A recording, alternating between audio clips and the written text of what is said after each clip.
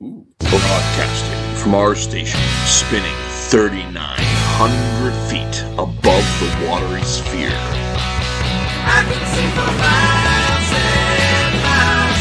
I can see for miles and miles. I can see for miles and miles and miles and miles and miles. This is Monitor Duty. Wait a second. That didn't work right. There we go. Okay.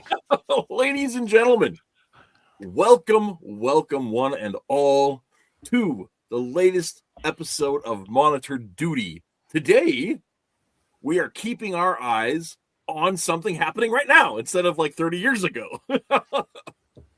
Trust me, we'll be gazing back into the past again soon. But Hutch said to us in the private chat, he's like, I have thoughts, I have ideas about current events. Because Warner Brothers, the home of DC Comics, my dearly loved DC Comics, has been purchased by young upstarts, those millennial whippersnappers at Netflix. Possibly, if Paramount does not step in. If Paramount, It hasn't happened yet, but we're in the it might happen phase. Mm-hmm. I didn't even realize Paramount was still a thing. Are they still a thing? Yeah. Remember they got Paramount Plus. They're considering a hostile takeover bid. Wow. So I don't know a lot about corporate politics, but because of the whole obligation to shareholder thing, which is I think the result was at the Ford versus Dodge decision. You end up with this happened with Twitter. You end up with weird scenarios where if someone proposes a bid on a company, like legally, like the board has to consider it and actually like really consider it, because if they just toss it, they're not doing right by their shareholders if in fact it was a good deal. So when Elon Musk initially floated this idea to purchase Twitter, like the Twitter's board, because of how they were set up, they legally had to consider his enormous buyout option, which is I think partly why that ended up happening. They didn't ideologically there was so much like, no, we don't want to do this, but at the same time, like, you're legally obligated to make money for your shareholders. And so I think Paramount is attempting to, the last buzz around the water cooler that I read was that Paramount was considering trying to strong arm that kind of a deal.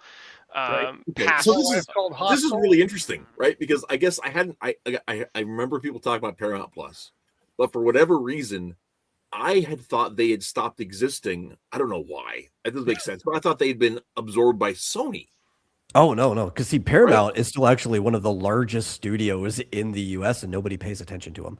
Okay. Right. Well, I thought they'd been absorbed by Sony when Sony bought Columbia. I don't know why I thought that, but I did.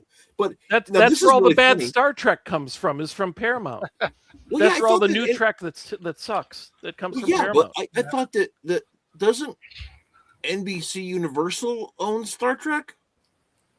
That's what the contention is. Like they have a part of it, and Paramount has part of it between the movies and the TV. I don't know the ins and outs of it, but they've had a long fight. CBS are one entity. So Westinghouse. Okay. So anyway, it was 2 years ago, I think, on my birthday. Yeah. That Twitless and I used a 30-day Paramount Plus subscription to watch a show about an echidna converting to Judaism and learning to ride a motorcycle. Oh my gosh, that was such a... I love Knuckles so much, but that was such a bad television series. Okay, so let me, before I ask about the echidna, because I want to. I want to. It was the Knuckles show. The Knuckles. So, back in the 90s. God. Okay, what's the echidna? What was this? Knuckles is an echidna. Knuckles from Sonic? Yeah. So Sonic is Sonic the Hedgehog. Knuckles is an echidna, technically. It's an echidna? Yeah. Knuckles is Jewish? According to the Knuckles show. That was a very weird. Yes. That was a weird show. We can't do this tonight. I'm just you can't derail on that show was. Yeah. So I'm okay. The point of Paramount is that when they heard what the rate was that they were being offered, Netflix is like 23 to 25% on the, it's like that's the per stock option. It'd be like 25, and so Paramount says, well, we can do 30. And it's like, now, just as they were closing the deal, they're like, oh, well, wait a minute. Then they have to take that to their shareholders and say, do we want to go for Paramount with 30 as opposed to Netflix for 25? And given how leery they are about taking this massive library and taking it to a streaming service, which has we're going to get into this, but the huge distribution difference is, I mean, why make anything really great if all they need is content? They just need 20 entries of something. And it doesn't. So if you make the best movie ever and it's just on a subscription service that could have also done a reality show for nothing and gotten eyeballs, what drives you to make anything great? Because if you don't have tickets, if you don't have individual tickets, I alluded to what is success. I alluded to this when I mentioned the Ford and Dodge decision and the obligation to shareholder thing, but I think some of the, again, I'm not a master of this material, so some of this is speculation. Really, I am. You get. I'm not. Oh, there you go. I'll defer to you. But the impression I get in some of these cases, again, you get really weird decisions that get made because of not because of any artistic integrity, as I think Hutch you're alluding to, but you get these decisions made because it's like, oh, a competitor is on the market. So in order to do our duty by our shareholders, we have to have some sort of position or opinion on this concept, right? Because not just it's not just about making money for themselves or any artistic integrity. It is wargaming in the sense that we have competitors. Can we afford to let this library go to a competitor? Can we afford to leave this on the market for Disney to take? And so, like, some of these decisions that are made, like I said, they just get so perplexing, I guess, from a normal consumer standpoint. When really it's just like commercial feudal politics. Yeah. Right, exactly. Yeah, it's just ridiculous. It's well, back before oh, sorry. Back before Disney debuted, back before they said, hey, let's have a streaming service, Netflix they'd gone to all the studios and said, we'll pay you for this one, we'll pay you for this one, we'll pay you for this one, we'll run it for 6 months, we'll pay you this much. And they had an assortment. They had an assortment of Disney movies, and they had an assortment of, whatever stuff they could finagle. And then all of a sudden, all the studios are like, well, let's have our own streaming service. So Paramount has its own streaming service, and you can't have Paramount movies. And they all do that. They all divvy it up, and suddenly Netflix is saying, okay, let's make our own thing, because apparently we can't buy people's movies anymore. Not in any great amount. You can get some, but they're going to be restricted in terms of library. So by doing this, if it goes through and they get Warner Brothers, they finally have a significant library that belongs to Netflix of good stuff that goes back a century. So what they're going for. That reminds me of what you're saying there, Hutch, is and it's so weird to be able to have this conversation. That's things that have changed so recently. But I don't know how many of us in the audience were around for early days Netflix, when before the streaming, where you had to mail things in. Well, I mean, like early days in terms of like when they had before everyone else caught up to the streaming idea, there was this golden age, this very, I would say probably brief period, few years, where everything was on Netflix. I remember watching like all the seasons of Law and Order. I remember if it existed, because all those other companies wanted a piece of the pie until they ended up saying we want more, so we're going to make our own streaming platform. But there was this brief little window, and that was the golden age, where one subscription to Netflix right before Hulu came out. Yep. Yeah. This one subscription. There was a golden age of free Hulu where they had everything for free. Yeah. But between like Hulu and Netflix, you had these brief little windows, this golden age that we can tell our kids about one day. You used to be able to go to like one service and everything was on there for like 4 years, and then Netflix had to just start pulling a bunch of like Chinese movies because everyone yanked their stuff. And this is also what led to there being a to bring things back to superhero comics, which we all like to talk about. Mhm. This is the reason that those early days of Netflix. This is why there was a Netflix event. There was a Netflix Marvelverse. Right. Like again, that's why that Defenders. that's why that existed, and why why Disney has essentially tried to recreate that with some of the same actors and such. But it's a very, like I said, that whole saga is because of this evolution of that ecosystem. It was Now, before we lightning get in a into that- bottle, though. You can't get that back. It's like they missed their. They did really well for a short time, and then years go by, and then they try to do this again, and it has Disney limitations, and it's just. I imagine it's they don't have different. the- They just can't get the same thing. Yeah. Yeah. I think that one of the things that there is, they probably have the same actors, but none of the same like writers direct. Like, you know what I mean? Like, it's like Right. they have the front-facing people the same, and none of the back room people, and that's like you have a completely different product at that point. So, so from the chat, I want to interrupt here. Dave says, I had a friend who had the first couple of seasons of X-Files on VHS. Took up so much bookshelf space. I have all of it on DVD, and it is this big. TV Like, seasons on VHS used to be you had to invest. It was a whole yeah. shelf on its own. Yeah. Like just you Uh-huh. bought a bookshelf for that. Yeah. Do you remember when Star Trek was one episode per tape, and they mailed them out to you one a month? No, And I didn't then- have that kind of money. And then they came out with like a new version after they'd gotten all, what is it, 50, 72 episodes. They started out again, and it's like, now it's high definition, here you go.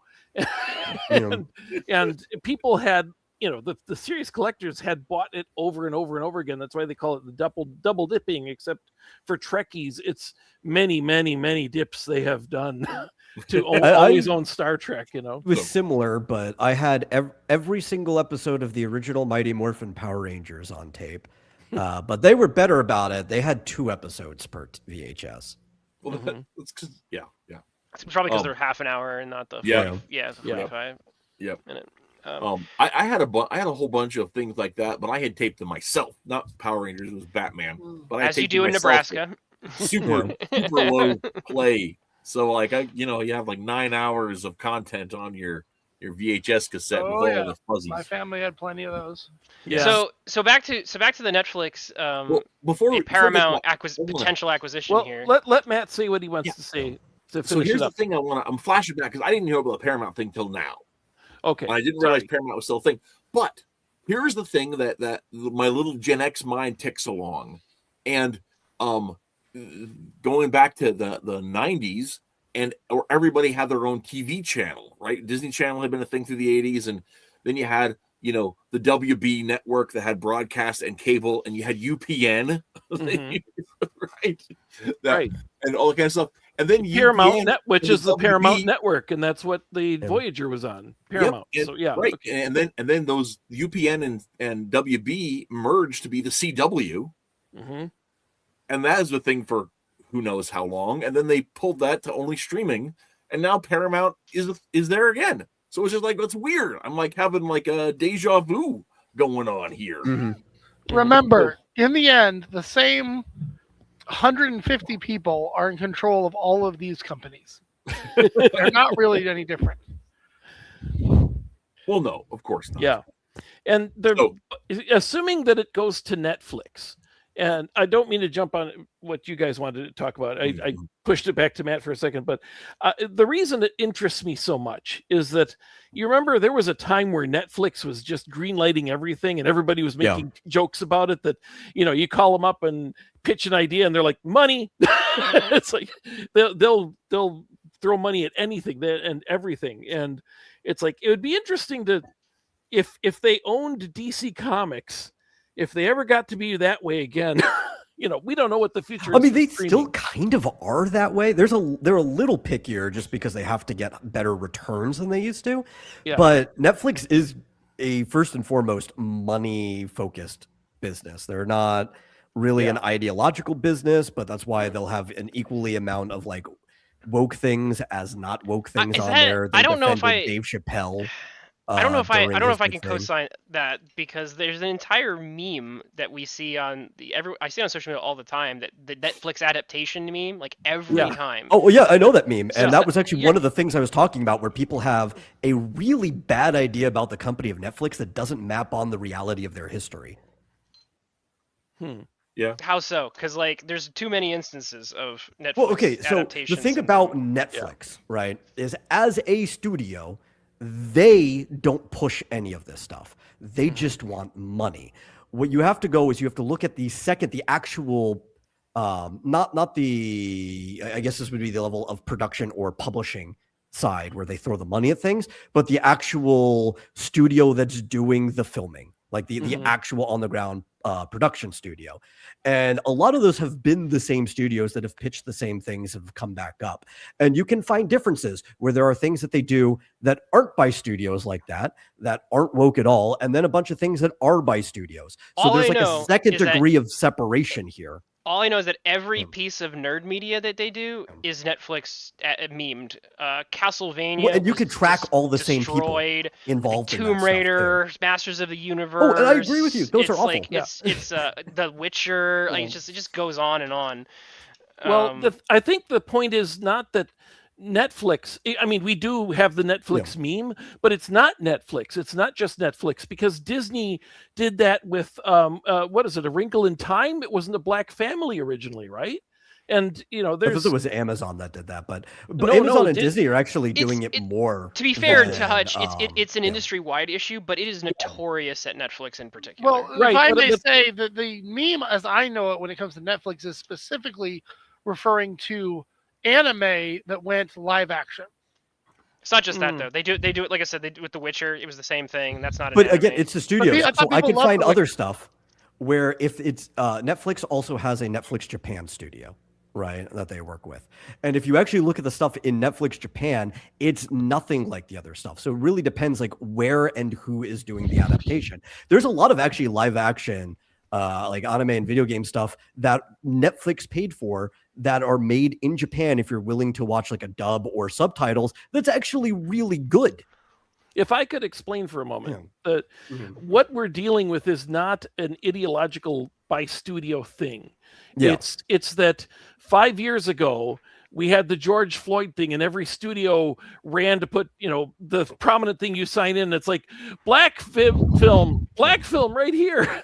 Look, we care. There was every channel did that, and that was right around the time they had the Oscars So White controversy, and they had the right after that they instituted a whole bunch of rules about how any movie, in order to qualify for the Oscars, had to have. It's like if you make a Norwegian movie with all Norwegians, it's not eligible, unless everybody behind the cameras is not Norwegian. But if you're making a Nordic film, good luck to you. It can't be eligible. Well, you just film it in And Sweden. so, and so that's why suddenly you have Black Kings in the middle of Europe, and why the Green Knight is this Indian filmmaker who I mean he makes good stuff. But it's like, why is there an Indian in historic England? It doesn't make sense. And then he did the same. He did the same with his Peter Pan version. Peter Pan was Indian, and it's like, I don't get it. It just doesn't make sense based on the context of the history. But so much of this is them all reacting to the Oscars So White thing and the Black Lives Matter stuff, and it takes years for all this to filter, because it takes a while for production. So we see the results of what they put into development several years ago, and it's like by the time we're all sick of it and we're like, stop, they're still coming out with more because it was created several years ago. I'm talking about also like higher end of the company versus lower too, right? Because there are definitely ideological people in Netflix in like the middle or lower end. We even saw that exactly happen, but the higher end people don't care. Either way, they don't that have happens it. in a lot of companies, but it's immaterial But at the end. we have the because exact if thing you as get- the Dave Chappelle situation, right? Where we know there's more than just those ideological people, because like half of their office were going to walk out over him, and the higher ups sided with him because they wanted the money. But there was also the other half that weren't going to walk out. That was there too. Netflix is like what they produce in a lot of cases is pretty woke, especially when it comes to, like I said, to the nerd content. And that there's just no getting around that. Like I said, there is not I can't think of a single nerd property they've come out with that hasn't been like not just tainted but completely dominated by Well, and I think what that Hutch and whole I are trying to say mindset. is that entire culture has been seized, no matter where you go. Mm-hmm. Yeah, yeah, it's pretty pervasive. I'm not Yeah, and that's part It's of the going thing to too. Is permeate it's just some like companies more based on who's in charge. I mean, Ironically, and this is the thing that kind of makes me a little sad. Mm-hmm. One of the companies that they were dialing it back. I'm not saying that they had achieved the full dial back, but I can cite a whole bevy of instances of the attempts to dial back, like to actually like go retrograde, and turn the clock back a bit. It was actually it was DC in particular, and I think Warner Brothers at large, with Zaslav at the helm, that were actually trying to maybe not like completely go and run in the opposite direction from progressive politics, but to, like I said, to dial it back. Like I've been reading the Superman comics, and I watched the films that they came out with, the Superman film they came out with. Like you can see where the decisions were made to go, okay, we know this doesn't make money when we go this hard in the paint with this ideology and shoving it down people's throats. People want classic Superman. They want something a little less right. Politics down their throat. And like I said, I can cite chapter and verse all day for the past like 2 years that they've been trying to dial that back. Right. Was it too little, too late? That's probably maybe why they're in the boat they're in. Well, and here's the thing. I have a theory about that. Right. I actually have a theory about that. The Batgirl movie, remember that they had that thing Right. made. Yeah. It was they canned that. Well, yeah. Hollywood does that. Yeah. Hollywood does that all the time, right? They need lost leaders so that they don't have to pay taxes, and so that they can keep, because like all of Hollywood is a money laundering scheme. It has been since the mob ran it. So they have to make sure that they're losing enough money to hide the fact that they're embezzling all their money to give to the prostitutes. That's all part of the game, right? Mm-hmm. So like Batgirl not coming out, like, oh, it was a no, that's how they got their money. That's how they have their coke money. I think you can also use it as evidence of the fact, like I said, that it was pretty clear like the direction that film was leaning, and like I said, that thing got like axed, and there's a lot of other products that didn't. So it's like I said, I think there is evidence. They have to have a certain number of things they actually do, and that's the thing is they had to. It's just like Warren Beatty every year makes a Dick Tracy film, so that nobody ever can make a Dick Tracy film again, because he doesn't trust anyone with Dick Tracy but himself, and so he makes Dick Tracy films. So he ties up the rights forever, and nobody can ever see it. But if he didn't actually make it, those rights would revert back to King. Right? Yeah, that's the Fantastic Four thing. Yeah, right. Yeah. And so, in some ways, screw that guy. But at the same time, like, he's also keeping Netflix away from it. So I guess maybe that's okay. I respect the game a little bit. No, so yeah. That's what you're saying. The thing is, like, so Hollywood has to actually make these things, because if they don't, it's fraud. And so they have to make some things so that they can cancel some things so they can shuffle their money around. But anyway, the I can't remember. God damn it! I can't remember what I was going to say.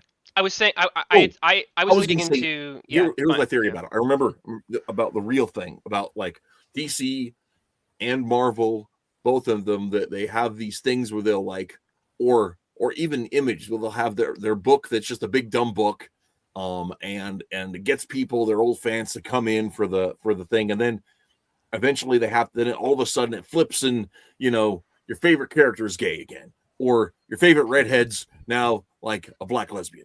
Right. And the thing about it is that like these guys, they're almost to the man. They're captured. They're ideologically captured. They don't they don't even know it. They think this is the way the world has only been. They have no contrary opinions. They've all drank the Kool-Aid. They don't even know that they're part of the cult. It's all part of this Gramscian long march, right? But they need their money, and they know the saps are going to pay them. So, they take breaks in between, like spreading out the message so they can get just enough money coming in to float them to the next bit. where they can lose their money, which Hollywood's been doing since the 60s. They'll make their communist propaganda and it'll lose money, and then they're like, okay, Dirty Dozen, let's get them dollars rolling back again. You know, they're okay, here we go. The terrorists are the good guys, yada yada yada. Hey, we need a Dirty Harry to make the money, right? And as they go, they keep programming the audience with the tripe, so that pretty soon your kids hate you and they're all gay.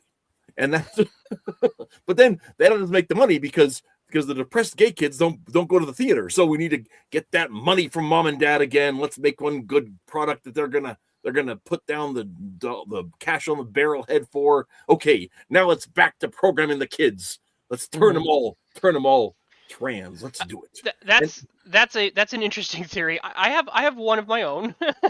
I think it's a little less conspiratorial. It doesn't take a conspiracy. That's the thing. It's a little thing about it. It's a little conspiracy. Is it when? No, I'm serious though, man. Well, can we at least say this? It's a little. We have to stop using the word conspiracy as a dirty word, as if conspiracies don't happen. Right. Human beings conspire, right? Well, yeah, but I'm saying, okay, like a conspiracy is two people agreeing is agreeing on a plan, right? Mm-hmm. But what I'm saying is when something becomes the air you breathe, right? You're talking like a Fish don't know standalone they're complex, wet, right? Where it's like everybody's independently just deciding to do the same thing. Fish don't know they're wet. Yeah. And that's the thing is, so they're you don't have to map out. If you're talking about social change, you're talking about, you know, redesigning the world. You don't need a revolution. You just need the fish to not realize that they're wet, right? And so, like, so the my recommendation isn't fish wet in the first place. Right. So my recommendation isn't that, like, oh, that people are scheming to do this, but no, this is survival, right? Mm-hmm. Like James Tynion wants all the characters to be gay. He said so, Yeah. right? But he's written some really great comic books, so you know he's capable of writing these really good comic books. But then every time he gets a chance, he's like, "Ah, everyone's gay," right? So I don't know who he is. Who is? What has he written? James Tynion did. He's done some Batman. Comics, Oh, okay. And Batman during the New 52, I believe. the New 52, and also during Rebirth. I mean, like his Rebirth run on Detective Comics was really, really good. I remember Mhm. liking some of his Batman. Yeah, I liked a lot of it. I don't think I and was he had a- blown he away had a by it, but really good- I wasn't. And one of the things that was great about it is he handled the dynamics in the Bat family really well, so that the conversation seemed good, their motivation seemed good. The chemistry he had between Tim and Stephanie was like really great. They had great chemistry that he wrote them, but the entire time he was lobbying to have Tim do a gay heel turn, and he Mhm. got real salty that he wasn't the guy that got to make that happen. Oh, he wasn't. Okay, Yeah, he So- wasn't the guy. So back to back to the ranch. sure. I think I'm going to lean into Metal's camp. I think what Metal says may have applied more to DC in particular, or Warner Brothers for a time, which was eventually a company can hit a point where the cultural shift gets like the temperature. They get the message. Yeah. But products take years to come down the pipeline, so you have to get the trickle out before that ship moves.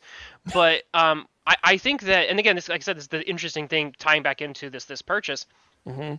I think that if I recall correctly, some of the scuttlebutt was that they brought Zaslav into Warner Brothers because they were kind of in trouble and they needed a money guy who was going to make pure money decisions and not care about ideology at all, and who was going to be ruthless and cut whatever fat left and right.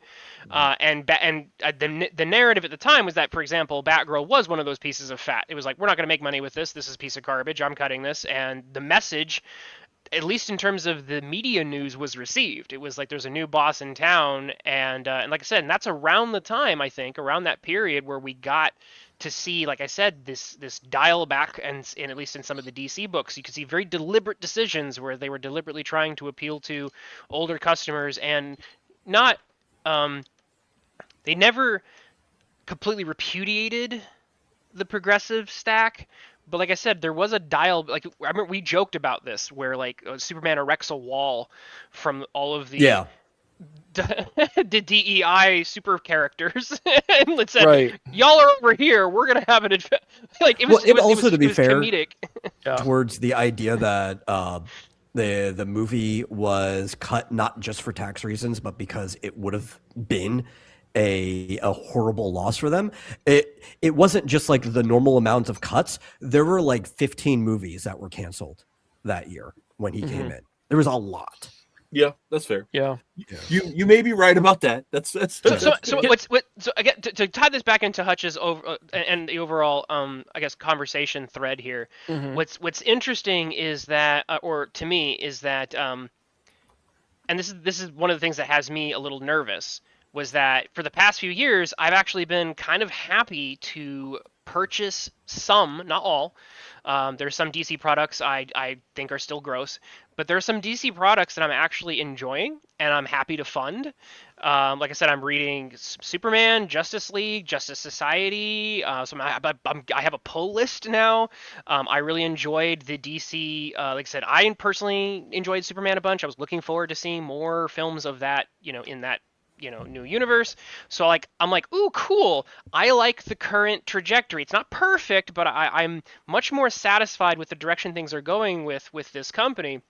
So to hear that they might be purchased by Netflix, who I do not trust at all, who I've seen, like I said, I like Castlevania. They ruined Castlevania, and like my gut like drops to my feet because I'm like, if all of that progress. I'm afraid we're gonna lose all of it. So this is also not stop. Netflix was guaranteed to not stop any of James Gunn's long-term plans to screw over your childhood. I promise you that. But so this is also the thing that I said where Hutch first brought it up, and I said that the threads of fate were unaltered by this decision. The thing about Netflix liking money, and their big focus right now as a company is expansion. They're trying to expand into every domain. They've been expanding into video games for the last few years. You could play mobile games with your Netflix. They said they had no interest in the WB gaming division. They didn't even put it in their offer. I know. I'm just saying right now they're being very tacit about things, right? Very tepid with the water. Their big thing is slow expansion. And they don't cut things unless they're losing a lot of money on it. Mm-hmm. That has kind of been the case. They've let series on Netflix ride to its end, even when its viewership has gone down, just because it wasn't losing them money, since it's like, well, people are still paying for the subscription anyway. Their big thing is like, what is going to make us money? And unless for some reason it's actively making people unsubscribe, then we're not going to cut it. That's See, I'm going to lean. This is so weird. When Reese pushes his view, I lean more into your camp. But when you push this, I'm leaning into Reese's, which is there's too much ideological capture at Netflix, and they're just getting you on the hook so they can drop the floor out from underneath you. Now, Twitless, you have never been one to play devil's advocate here. I'm just saying, it's just funny. No, so I'm saying the way that they're working right now, I don't see Netflix caring at all about what's going on at DC. Unless for some reason it was starting to hurt the overall Warner Brothers division. Sure. Right? So if like DC was just the loss leader that it's kind of been, so that they can continue to make movies and merchandise, which we know is the most important thing at the end of the day, because most of these companies make more off of merchandise than they do off of anything else that they do. That's why they hold these properties. I don't see them actually touching the comics division much at all. I think I'd rather see them with Paramount. I'm sorry, Netflix is they've ruined one too many nerd franchises. I'm more worried about Paramount personally. Paramount has ruined Star Trek. I mean, that's fair. They took Star Trek and it sucks. And there's no reward. It's what I was talking about, without a ticket thing, although they can look at like audience, viewing scores going up for that third season of Picard, when everybody's like, this one is actually good. And, maybe they saw some growth there, but it didn't give them let's give more money to this. They didn't respond that way to it. So I don't know that they respond to that. And that's the problem, getting away from the theatrical system, which was, what we want to see gets rewarded massively, and that's been going down for ages, of course, because we go to streaming, we go to videos, and that's been chipping away for a long time. But I think that when I look at what has been happening in the last 2 years, 3 years, it's what Twitless was talking about, the time it takes from the society's reaction, and it's like we've really kind of put our foot down about this whole the Netflix adaptation thing, where here's everywhere it's basically everybody is black, that's the joke, is here's the suddenly I can't think of a single white person in history. But Cleopatra. They did it to Cleopatra. They did it to Queen. Yeah. That's the reason. I think they made Mark Anthony black in like the most recent thing. I think they were rapper Mark Anthony by is black. Egyptians. No, not the rapper. The historical. Yeah. But we've kind of come down and said that, we're done with this. And that's been the problem with Snow White, is that was it's like, hey, look, we cast a Snow White. And everybody's like, the whole point is her skin is white as snow. We all know the story. And then they had to come up with some reason to make it work. Instead of just saying, okay, we kind of blew it with that, or we're done with it. No, there's too far into production to go back on it and recast the main person. They've made too much of a to-do of it, but they're stuck because all of society is like, we're done with you doing this to, we want you to get away from this. We do want to see integration. We do want to see, colorblind casting when it makes sense, obviously, but it's too forced, and it's really irritating the heck out of us. So can I? And we're responding. We're saying, hey, we're done with this, but they still have stuff in the pipeline, and we're like, why aren't you guys listening? They are, but they will respond several years from now to what we're doing, what we're saying now. I want to clarify that the whole racial swap thing that Netflix does is not the only. I'm not saying you're saying this, but I want to personally clarify it. That's not the only problem I have with some of the garbage they've put out. If I specifically target Castlevania, and I saw season 1, and that was enough for me. They didn't just do, It was nothing like the character. It was just they just took a property, they took an IP, and they just massacred it. And they didn't even make a good product. Like the sound mixing, like every level of production you can think of in that product, if I can call it that, was terrible. I don't even think the animation was good. Like no, storytelling, it wasn't. Yeah, and it a was lot like, of people think it was. bad. The illustration was fine. Like if you took still shots of the characters, but the animation in between it was terrible. The whole that's thing was just bad. anime. So I'm not even. No, I'm not even talking close. Yeah, I get, haha. I'm just saying, but like even by anime kind of standards, if we're gonna be cruel, but my point is that I don't trust. And I watched, I think I might have watched the first season of The Witcher, which also that did do some of the racial swapping and some of the identity politics. But aside from that, I remember just watching the show, and it was just boring. Apart from Henry Cavill like being like pouring his heart into acting, poor guy. The show was just dull. It was just like, I remember watching it and just going, this is boring. This is not entertaining. So what I'm funny because I heard everybody loved that one. No, it was, and the only people that loved that were people that like I've not even seen it. Superman because they wanted him on that show. People wanted him on the show because he's a huge fan, but like it was canceled halfway through the second season. Well, so here's the his problem, being a big fan did not make it a good show. Yeah. I heard he has no control over the that rest cancellation was like a Firefly effect with everybody yelling and screaming. Yeah, no. I mean, he walked away from it. In fact, Cavill was he was under contract for that second season, but when they canceled, he lost his contract. And they asked him if he would come back if they could get the fans together, and he's like, "I'm never touching that show again." So the point is that, like, I'm sorry, I do not trust Netflix to. But here's the problem, to have the keys. I know, like, the proof is in the pudding. When they have access to these IPs, this is what they make. And they took Masters to get even closer, right? Because Castlevania is kind of a different property, but they had access to Masters of the Universe, which is pretty much a superhero property. You see what they did with that, and I'm just Well, like, that's because they got Kevin Smith involved, and Kevin Smith sucks. okay. In fact, My Well, that was point- the problem just- with Castlevania. Warren Ellis was Tells the a original funny writer story. for that. see, there Yeah, you good go. Lord. If you hire hacks, you get hack work. My point is that I do not like the idea that Netflix would have the keys to DC's Yeah, I just don't see a library. difference between that and Paramount. Because Paramount would do the same thing.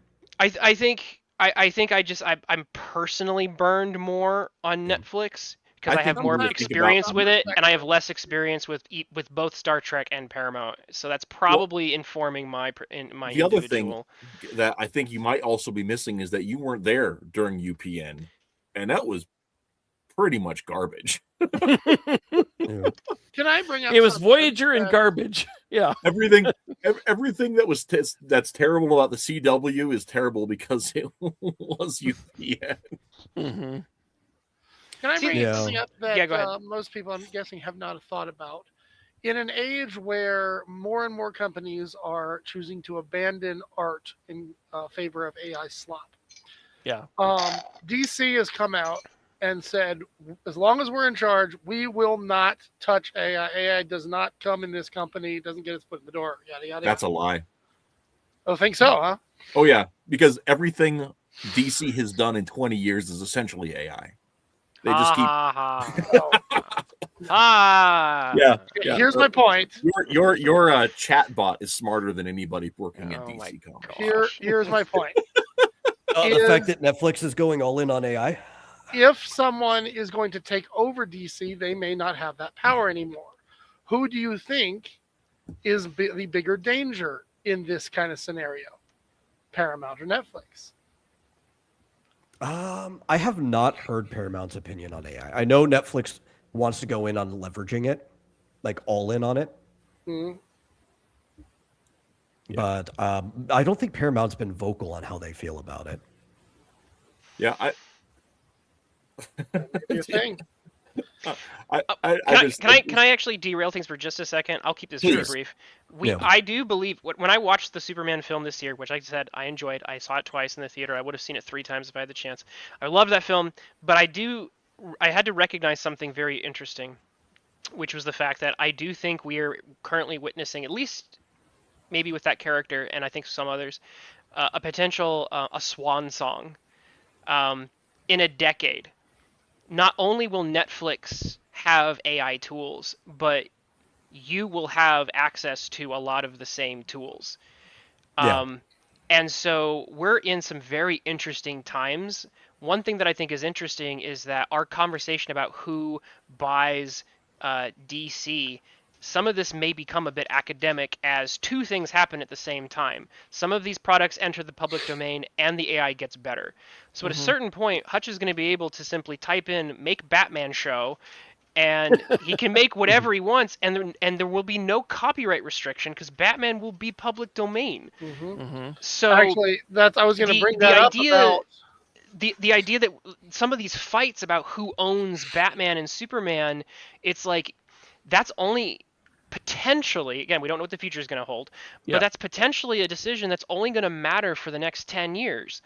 So it's like whoever gets it, they have got to, in my opinion, they have to make that money and make it fast. I was going to because say that it's- because this is one of those things that sometimes you have to ask if it's even a good idea for the company to buy something anyway.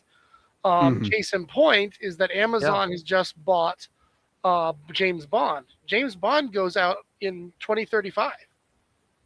They've got less than 15 years to pull this off. Yeah.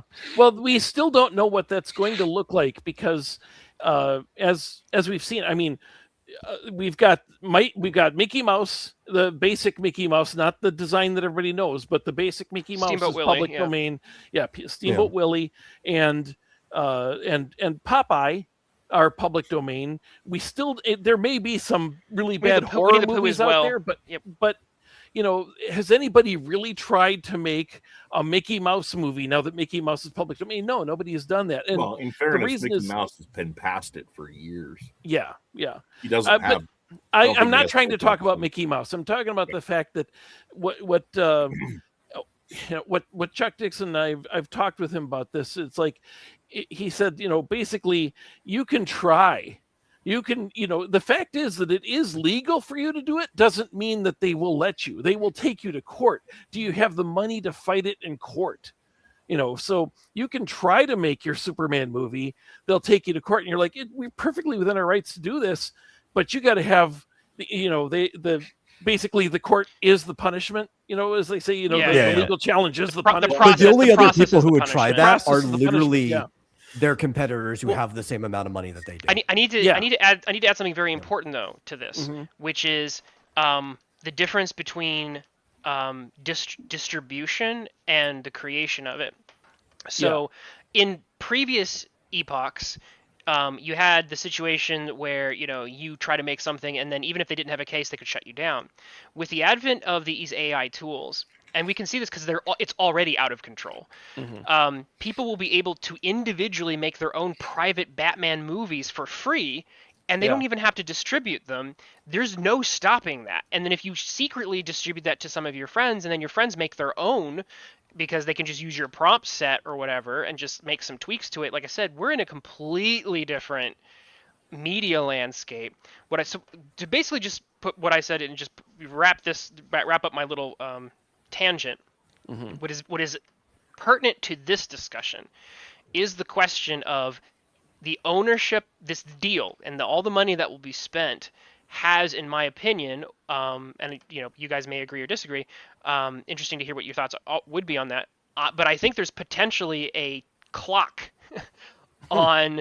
It used to be, we're going to get this IP. It's going to be I'm getting the geese that will lay golden eggs, and this will last me for 100, 200 years. As Cartoonicus said, and other people have said, I think there's a limited amount of time before the relationship between the audience and the arts shifts dramatically, and people simply go home and they type, "Make me Star Wars today. I want an episode of The Mandalorian, but put Jabba in it." And the machine just makes it for you individually, and then as long as you don't try to go and sell it on online, you get away with it, and then you don't really need Disney Plus. And Well, I think it could be the most have you seen mediocre what thing Disney Plus has Yeah. been doing lately? too. Like it doesn't matter, right? One of the things I was going to say earlier when they were talking about like, I thought it was successful. I thought it was successful. One thing is like we're getting all of our opinions on stuff as nerds. I happen to know a lot of normies, like a lot of normies. All of them love these shows that we hate. Like I have friends who just sit there and like, oh yeah, I love the Castlevania show, watched all the way through Nocturne. Oh yeah, I love Devil May Cry. Oh yeah, I love this. I had a friend whose favorite movie growing up was Lilo and Stitch. And you'd think, somebody who really loves Lilo and Stitch should hate the new one. He loved the new one too, right? Because there's a lot of normies that just eat this stuff up as it's fed to them. So like, even if the AI stuff that comes out is the most mediocre, bland stuff that you ever get, they're just going to veg out and watch it anyway. But my point is that the power dynamic will shift to the point where they could just have it themselves. Like when you go home, I'm agreeing with that because of Yeah. that, right? Okay, It's not yeah, like they're yeah, going to care that it needs to have like a certain level of quality yeah. or Yeah. anything because they're going Right. to watch it anyway. So once it's in their hands, they're just going to go to town. See, here's that's the downside. We have the upside and the downside of this is, the downside is the studio execs are like, we don't need any of these people now. And they just go to AI and say, make me a movie, make the music, write the script and spit it out. And, we don't have to pay anybody. And we're seeing that now with advertising. Yep. It's like there's AI voiceovers on ads. It's like, There's full AI ads. There. and they're McDonald's awful. just came out. I Yeah, hate McDonald's 'em. just Yeah. yeah. And the Coke and the quality is bad. The quality will be better in a year or two, or 5. Yeah. But imagine though. But I don't you know, believe. wait, that wait, the wait, Valley wait, wait! River- Can I get you to let me talk, please? I've been waiting patiently as it bounces back and forth between all of Hey, you. so guys. have I. Get in. Okay, so the downside is that the execs might do that.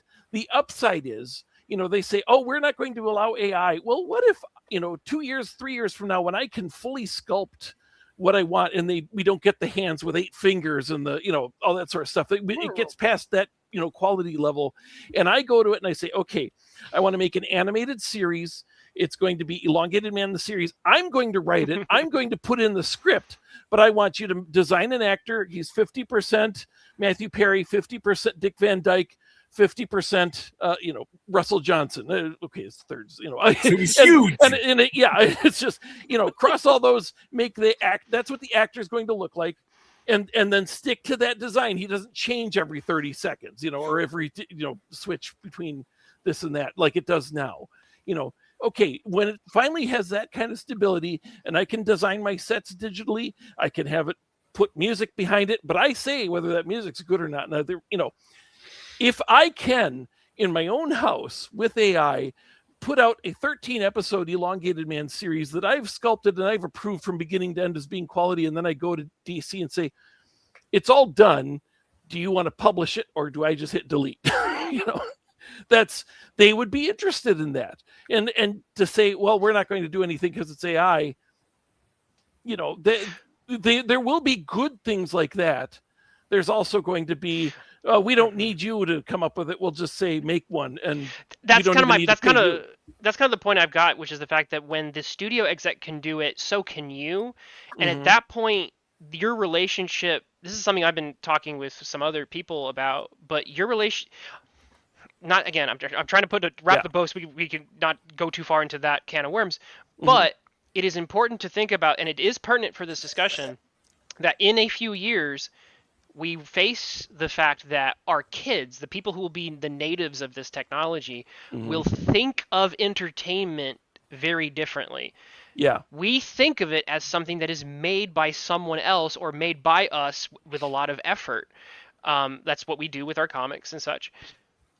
Future generations, the people who are born this year, who will grow up with it, may think of art, the popular arts, at least. They may think of those arts as, I talk to the magic box and I tell it what to make, and that's my relationship. And that makes those types of very arts very disposable. It makes them very disposable. It makes them highly individualized, and not really shared. But it also makes them heavily democratized. So like there's no longer the that loop of like, well, I'm the studio head who makes the thing. Because like I said, once they have the tools to make it, but so do you, what's the point? You just go home, make your Elongated Man series, and enjoy it for yourself. Which it sounds like I don't want to enjoy it for myself. I want to show it to everybody. I made a really that's good why series I have with said 13 if episodes. and when this day comes, everyone- that is the day that art dies. But Right. when that comes, I'll just go home and make my own. You see what I'm saying? Like we've completely changed the fact that that whole loop of I want to share it with the world completely, as Cartoonica says. I think the term die may be a little cynical, but it definitely changes in ways that are irrevocable. You can't turn the clock You're back right. on. It becomes undead. There is a contract, always has been, between consumer and producer. And when I can create what you can create for myself with just as much ease, then I don't need what you have to offer. There's no reason for me to come to you to see what you've got when I can just do it myself.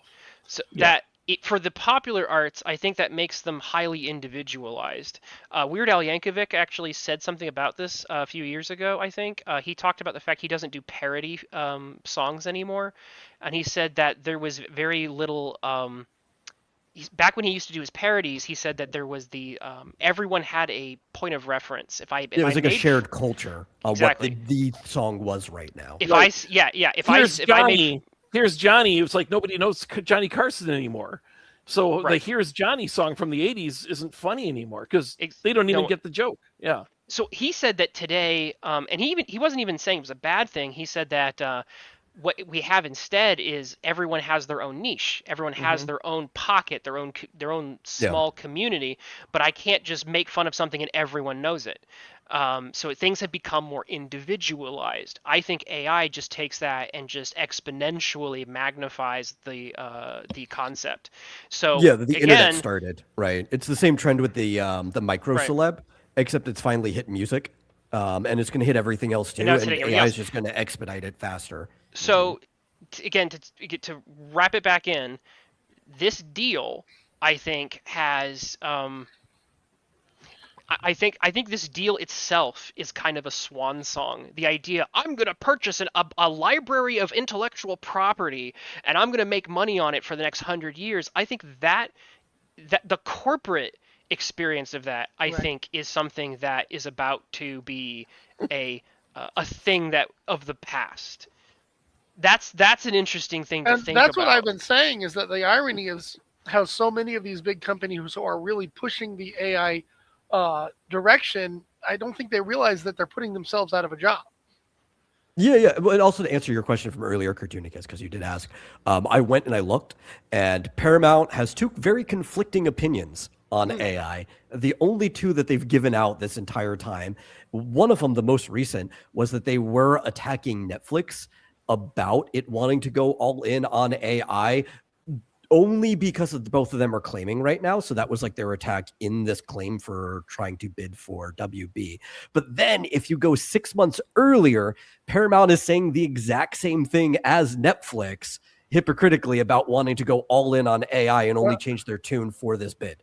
Can I tell you something about AI? I actually have a personal story here where I was trying to do a video. I'm trying to learn stuff on this program called Coursera. Unfortunately, Coursera has AI do the reviewing and the grading. And as part of, so I'm doing this thing for video recording, trying to learn more editing skills and that kind of thing. And the first thing was write a script, and I did. And it's like, and I met all the criteria that I wanted to, and I put it in. It said it's 78%. You need to have 80 to pass. And I'm like, oh, okay. I rewrote it. It's like 68%. I'm like, oh, I went down. What? And part of it is it asks you to use AI after you've written have AI make one. And I'm like, why even do that? I'm creative myself. I don't need AI. I wrote a really good script that I like beginning to end. And so I asked AI to do it. I looked it over. It is not funny. It's very generically funny. It does get all the points across. It's like the good thing there is that if, it can help with structure. And I almost think that, some of the bad screenwriters out there could at least put their scripts in, and it could say, you don't even have a resolution to this story. And this is completely wrong pacing. And, there could be some good AI criticism, but AI doesn't know how to write. And I mean, it doesn't know how to make anything interesting. It knows how to spit stuff back. And yet the problem is I'm graded by AI, and I cannot get a human person to look at it or to intervene or to give me a grade. So I'm stuck. I'm like, I'm going to have to just go to AI, ask it to do the script, submit that script, and it will okay it because AI made it. And then I will pass the class. And it's like, this is worse. This is even worse because it won't even accept human creation because I can't get a human to look at it. So it's like AI isn't ready, but it's already being used everywhere. Well, but it is not ready. The open secret is that, and this is something that I think people are misunderstanding. AI has been used for 10 years. Mm-hmm. Yeah, like it's been predominantly used for 10 years. Yeah, It's open to the public now. You're aware of it now. It's become a boon now. People have been using these AI tools for 10 to 20 years. Disney's been using it longer than anyone else. So here's the thing. It's So technically if your concern is that art's dead, art's been dead. Art's been dead since probably 99. I mean, look, humans will always find a way to make art, I actually believe. I don't believe, in fact, that we will ever get to that point where AI is to that perfect point that we think of, we see in Hollywood, where it's self-aware. It can just, computers must be trained how to fake something that a human can actually do by a human who can do that, right? It will never be a perfect system because it's only simulating the real idea. So I do think there is hope. I think we will find other ways to make art. I think we can't probably necessarily see what that future looks like yet.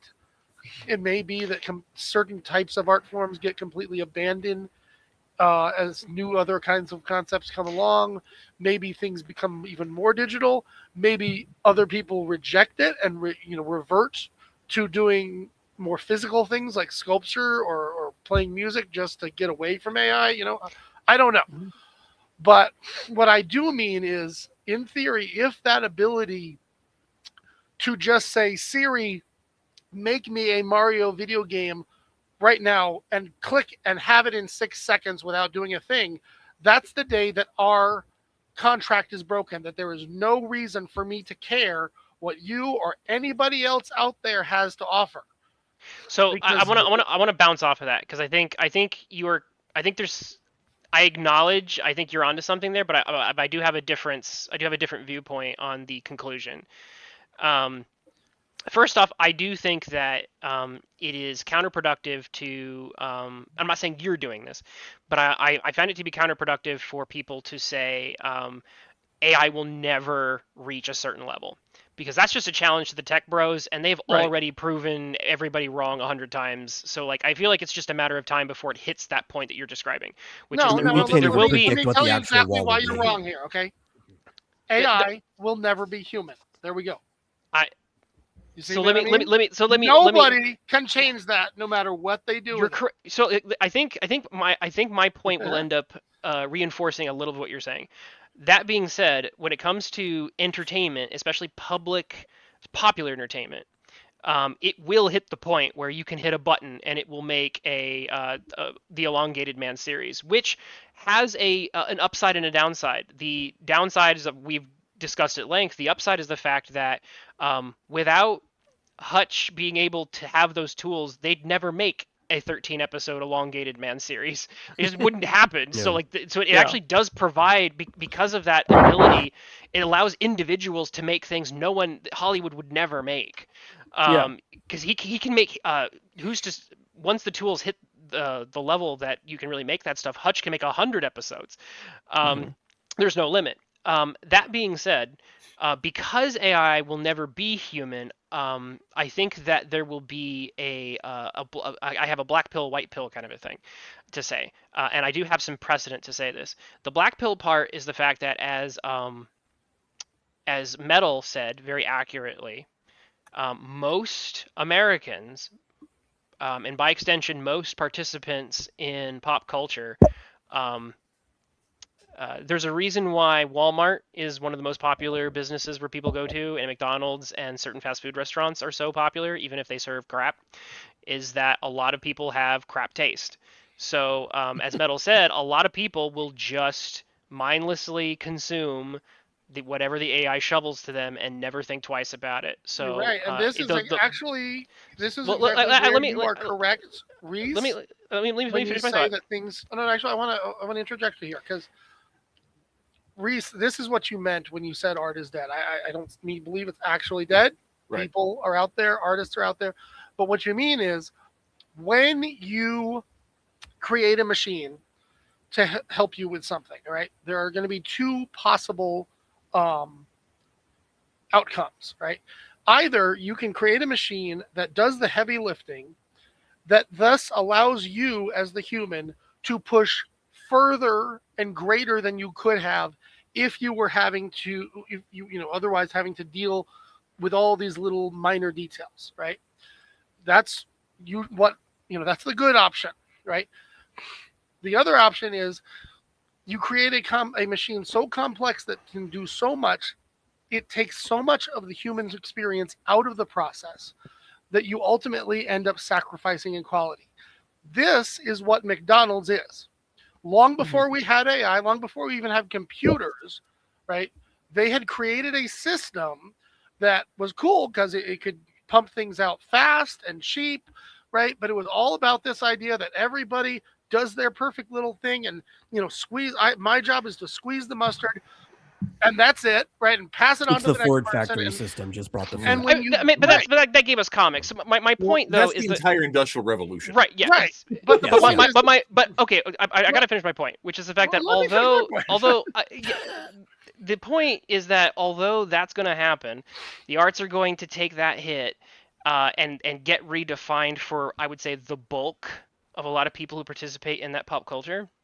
There will be, I think, and Cartoonicus you did mention this. I think there's going to be enough of a reaction to that will drive people back to genuine human points, because when you get, it's great to have access to soda and sugar, but if you eat nothing but sugar for 3 days straight, you do eventually get sick of it, because you need to have some break. There has to be so AI's flood, the sheer amount of it is going to make enough people just sick of it that they will go out and they will just sit in front of a guy strumming a guitar, and they'll go, I don't care if you're even that good, but I want to pay you some money so that you'll keep strumming that guitar, because I need a real human interaction. There's precedence for this historically, right? Because of like the Industrial Revolution, factory making things. I've been arguing this since people just start paying attention to AI, that what it does is, while it will diminish a lot of the normal standard things that you're used to seeing all the time, it will also raise the demand and even the value of artisanship. I think the farmers market effect will that's the white pill part. The farmers market that's effect actually what I was will really come back. saying when I was talking about art being dead. Is that what we think of as art? It hasn't been art for you're talking about the big guys, though, right? But my point was to suggest that what happens is, when it's the automatic thing. When you take the human element out of art, you're going to sacrifice quality. Now, how much you sacrifice depends on how much you take out.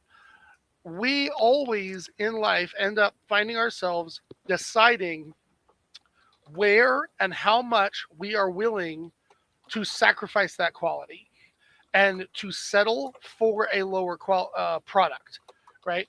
When I am out and about doing, just various, things on my to-do list, and I got to have lunch and there's a Burger King there, I'll stop in for a quick bite, that may be cheap, but at least it's going to be fast. And sure, it's not going to be the greatest burger ever, but I'm willing to eat it. But when my entire family comes over for Thanksgiving dinner, I'm going to spend 8 hours in the kitchen trying to make the best possible product I can, right? So we each have to decide in every area of our lives where we are willing to settle and where we aren't, where we're willing to sacrifice and where we aren't. Okay. But what I'm saying is, what I was getting to was that Hollywood, DC Comics, those guys, they're already the factory. Yeah. They're already the McDonald's. They're already the Walmart. They're already in a way they always were. They've virtually always been. Right. Yeah. So we've enjoyed them in spite of, or because of, we got a taste for some of that, which is fine. You have genuine artistry and all of those things, but in a lot of ways, the death of art as a cultural idiom, it comes along with the professionalization of it. When the average Joe is depending on the professionals to provide this service, instead of everybody with a guitar passing it around the campfire, there's a certain amount of the artistic experience that you only get by getting out there and making the bad comics and whatever else, and actually getting that gritty homegrown experience. And that's part of what the thing is. AI presents the situation where you're going to have a lot of slop, because a lot of people like slop, but there are still it's just that with everything else, computers were the same way, where web comics became a thing, and every joker out there can make a web comic. But you still have a situation where some of those you could have that individual vision or that individual passion be able to produce something. Yeah, well, I think it kind of goes back to the like micro celebrity thing, right? where it's like everything divides out, but people still have like their favorite creators. So even if they can make their own things, there are going to be large groups of people that want to know specifically what's going to come out of that person's head, especially if they start curating an entire catalog of things they have. That doesn't mean that there won't be people that are going off and doing their own thing. It might even be a large group, majority of people, plurality, I don't know. But there are the concerns of like, this person is a person that I like their ideas. Maybe I follow them for some reason. Maybe everyone I know follows them for some reason. I don't think that part's going to change too much. Now, they might be even more spread out and divided than it used to be. But I think this is also just part of the human experience to find people you want to follow.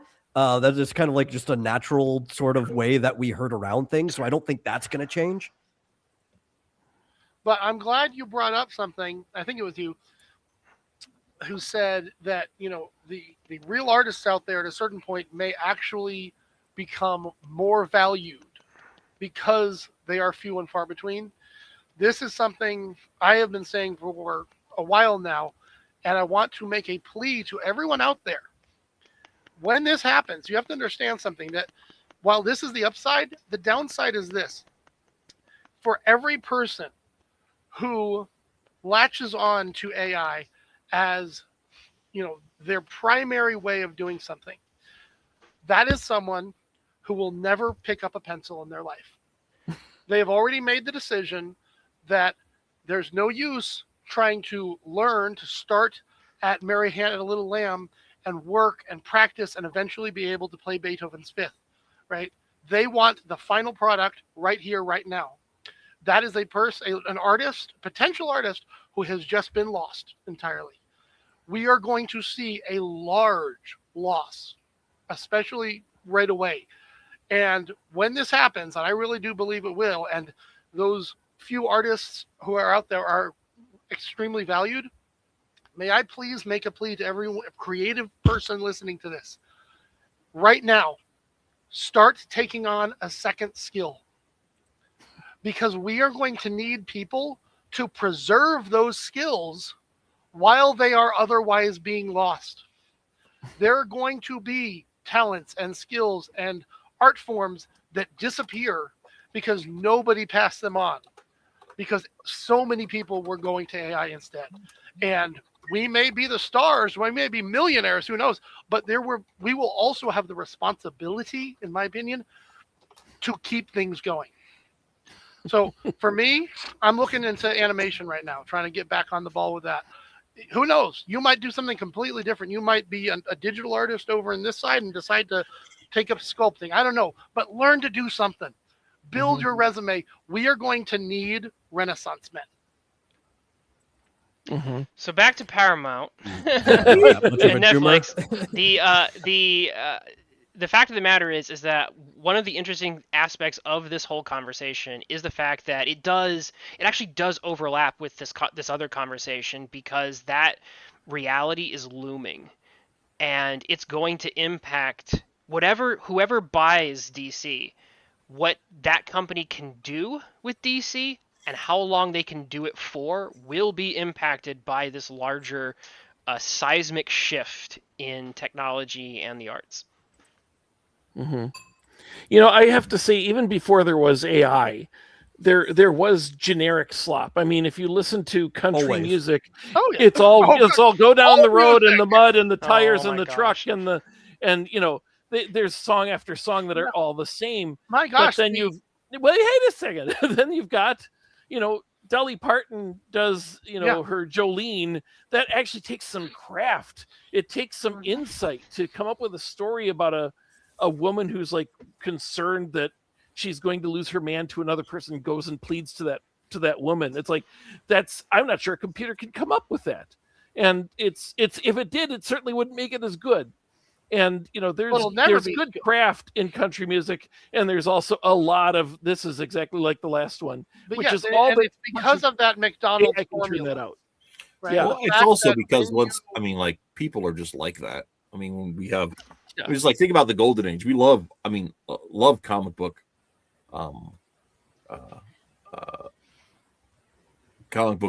history, golden age comic book characters. But like, there's so many of them that are just copy and paste. Mm-hmm. I mean, that's one of the things I actually love about Captain Marvel as an artifact was he was designed as to a be complete ripoff of he was Superman. designed as a complete ripoff, and yet these creators with vision found some way to make him completely Right. Yeah, like unique. yeah, Um, he does become distinct. And that Even was and- great and it doesn't- part Batman, as well. Batman was just a shadow story that they swiped lock, stock, and barrel and rewrote. The case of the Chemical Syndicate was somebody else's story, and they just put Batman in there. So that's almost like early AI. Do you know what's really even funnier? Yeah. In addition to that, is not only is he patently a ripoff of the Shadow, but Jerry Siegel accused the creators. I guess it was Kane and Finger. He accused them of ripping Superman off for Batman. So he has like I think an early it's maybe either a Superman story or is it a script that he had lying around, and there's actually a case to be made because he actually points to specific lines about like vampire bats or something that's in an early script that Siegel wrote, and he's like, actually you guys ripped me off for Batman. So it's actually funny how much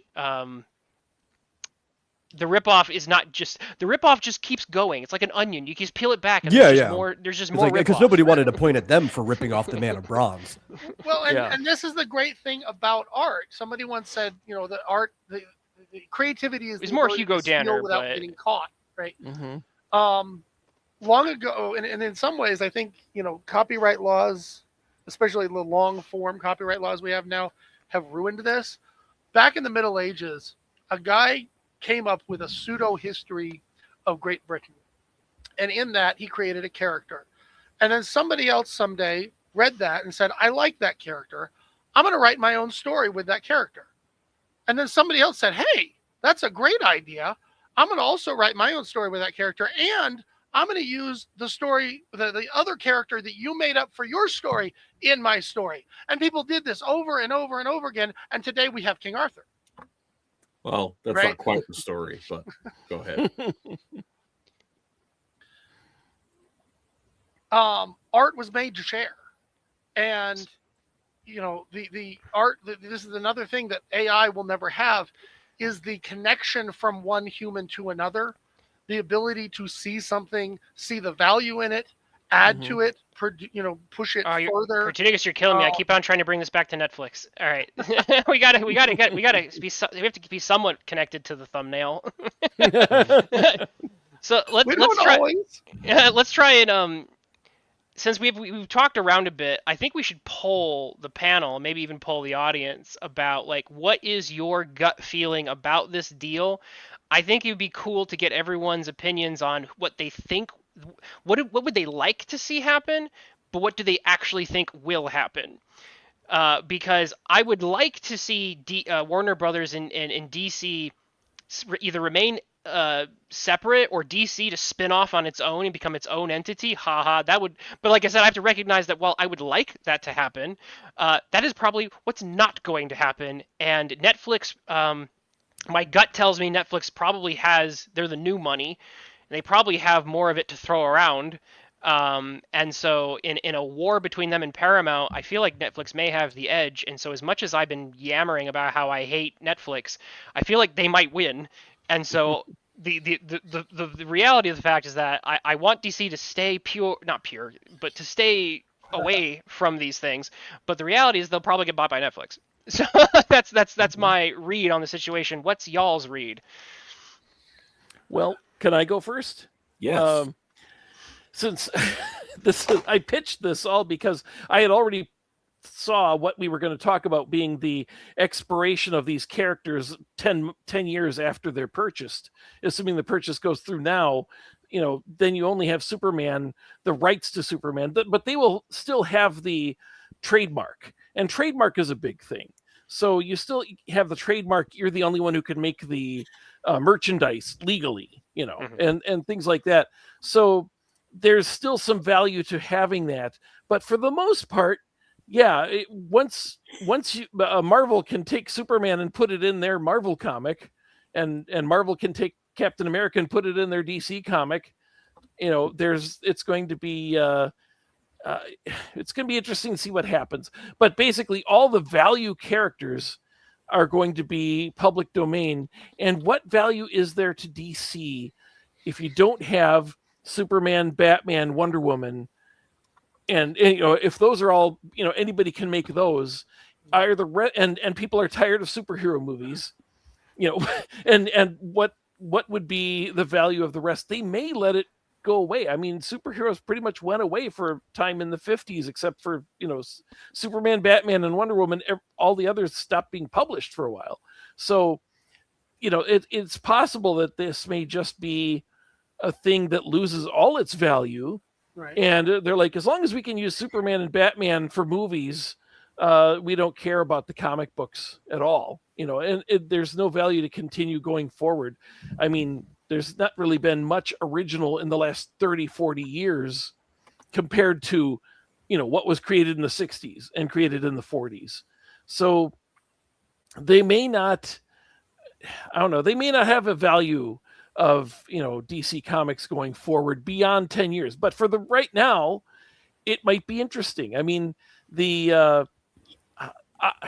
I've told you before that I had thought about pitching a Inferior 5 series to DC back when they were, it was like maybe when Netflix was doing it and Netflix was open and not, they weren't all exclusive to their own corners, it was like maybe they would make something like that for Netflix.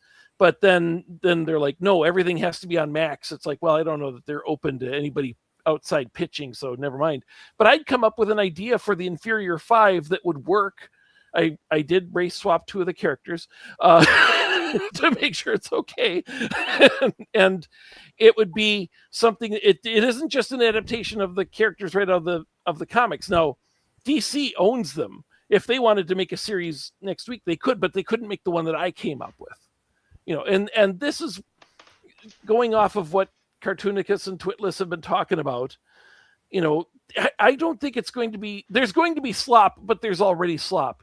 And I think there's going to be an appreciation of quality. I mean, even now, anybody can make anything on YouTube, but the stuff that's really good gets shared widely. And it isn't just anybody can make something and it's all equally good. There's stuff out there that's appreciated by the millions, and there's stuff that is fighting for attention, but is really good. And that's always true. Right. I think it's going to be the same when anybody can make an AI thing. Yeah, some people are just going to make, come up with a country song, dirt roads, boots, something, whatever, just play it because they just want something playing in the background. There's going to be people out there who sculpt things, and that sculpted thing is going to be interesting. So I think there's going to be value to that no matter what AI does. But, there's going to be value in the ideas. Like I said, anybody can make a Elongated Man series. They can't make the one that I was going to come up with, and the same with, if they want to, hey, if they're interested in Inferior 5 series, the one thing that I can tell you is it would have tons of merchandise possibilities. And if you're interested, contact me. Contact me there. But who do you think is actually going to win this bid? I think it'll probably be, well, I don't know. If you can do 5 cents or what is it, what is it, dollars, tens of millions of dollars? I don't know what the 25 versus 30 means. I don't know what shares. I don't really get that stuff. But 25 versus 30, if somebody offers you 30, I think they have to listen to it, but I'm not sure that they are as interested in selling to Paramount as they are to Netflix. I think they're interested in selling to Netflix. So unless the stockholders are like, no, are you kidding? Go for 30 because I have 10,000 shares or 100,000 shares or 1 million shares, and it makes a huge difference. 5 more.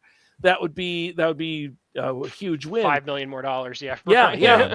So yeah, that's they may do that, but they may see more value long-term in being part of Netflix because streaming is the future and Paramount is a bad streamer. They really, we are getting Paramount right now. I have little interest in what's on there, except that they have the Landman series and that, that one guy, that one producer who makes good stuff, because you can't just spit out stuff. He is good. He has ideas and he's quality, and they have him. The guy who makes Yellowstone and Landman and all those. So if you have to settle on one, if you have to make one prediction, you have to bet on I think it's one. Netflix. I think it's Netflix, yeah. because they are the distribution channel that works. Paramount is unproven, and they may have more money, but can they get the stuff out there? And I think Netflix will really appreciate having a huge library of movies and TV, that they really need that. And the one thing you were talking about, how they really want to put out shows, it's like they don't, because Glow, I loved Glow. Back when I had Netflix, we were watching the Gorgeous Ladies of Wrestling series, and it was really good. It needed another season to finish up, to show this thing running its course in the 80s and, finish it, what do these people do in the future? And they're like, well, COVID just came and we can't really record with all these people, so we're just going to end it. And they're like, why wouldn't you find some way to do it? And they're like, well, we've got enough episodes. And what's another 10, 12, 13 episodes? What is it? It's like they already have 40. They don't need 50. So that's how they look at it. And it was very shocking at the time that they just said, we have enough. It's like, no, you haven't finished the story. You haven't finished the series. Anybody who watches this is going to be like, what did they do next after this? And they just canceled it because it was hard to film. And they had to release all these actresses. They can't, tie them up until COVID's over, because who knows how long that's going to take. Well, that was the bigger problem is they tend to kill stuff when it costs them too much money. And the problem with filming during COVID is that it was costing more money than anybody would realistically get back on the project that they were making. Yeah. I know why they did it. Yeah. I'm just saying the mentality at the time that I remember a lot of people talking about that just, the shocking idea that it's just content. We've got enough content from it. Who cares if it's another 10? They didn't look at it as the story is not told. They looked at it as, that's just 10 more installments of a series and we don't care. So that's the worrisome thing. I think that Twitless is worried about is that, it's just, we just need content. That's all we need. And that's the worry. So go ahead. Metal. Somebody else. Metal. Oh, okay. My turn. What is your ideal scenario, and what do you think is actually going to happen? My ideal scenario first would actually be that nobody buys WB and it crash and burns to the ground, and DC no longer exists as a company, because I think that's the only way to save any of the characters and stories that they have right now. I don't realistically see the company changing no matter who buys it. I think it's just going to be more of the same. So that would be my ideal scenario. Is just burn it all down. My realistic scenario is that Paramount has an enterprise value of about $45 billion, and Netflix has an enterprise value of about an order of magnitude higher than that. So I think not only would they get more value from merging with Netflix, Netflix also has more money to continuously burn into a bidding war if they want to. So I'm going with Netflix. As somebody said, they were telling us that we couldn't afford to share our subscription with our mom, but suddenly they have money to buy Warner Brothers. Go ahead. I was just a joke I saw today. No, that's a funny one. Cartoonicus, what's your take? I want to bring us back a few years ago, if you all remember, when suddenly Disney and Sony had this huge fight over Spider-Man. Here's how that went. Disney, they were arguing over how much, the MCU was making them versus how much the IP of Spider-Man in general, was making both of them. And they couldn't agree, Disney wanted more of the pie. Sydney, they were suggesting that the MCU had made Spider-Man more popular. Sony was saying, no, Spider-Man is popular. He's making the MCU better, yada, yada, yada. And they went back and forth. And so at a certain point, that would never happen, Disney said, okay, what if we simply buy Spider-Man from you right now. Give us a price, right? Sony came back with $5 billion. That's like more than Disney paid for Marvel and Pixar, and like it was clearly a signal to them, not a chance. Okay, Disney said, "Yeah, okay." So Sony panicked and said, "Okay, $10 billion." Right, and here these two companies were playing this game of political chicken, right? Trying to figure out who was going to be the one to cave first. All of a sudden, this rumor pops up that Apple was interested in buying Sony. Now, this would have totally changed the game, because the way the contract works, if anybody buys out the company that is holding that character automatically has to revert back to Marvel. So this put Sony in a question. Do we wait? Do we take Disney's $5 billion right now while we can get it, knowing that we might lose Spider-Man anyway, right? And Disney, do you hold out?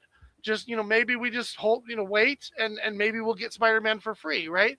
And when I heard this, I started thinking, what if I were Disney trying to make this deal work, and I put out a rumor that Apple wanted to buy Sony to cause them to freak out and go back to their $5 billion deal? Now who's conspiratorial? My point is, and to your point, Reese, about how there's all this money laundering going along in Hollywood already. Have my point about the same people owning every company. We don't know if tomorrow suddenly Netflix will say, okay, 35, right? I don't trust any of these companies to not have something up their sleeve that could totally change the game. That, is Paramount really even interested in it? Or is this a way of somebody trying to fudge numbers behind the scenes to cause somebody to do something else? Like, it's honestly all a crazy thing to me. And I wouldn't be surprised if no deal goes down whatsoever. Just it's so often the case with all this crazy corporate crap is that what we see and what we hear happening on the surface is never what's really happening. So, after I gave you two options, you picked, of course, a third, which is nothing happens.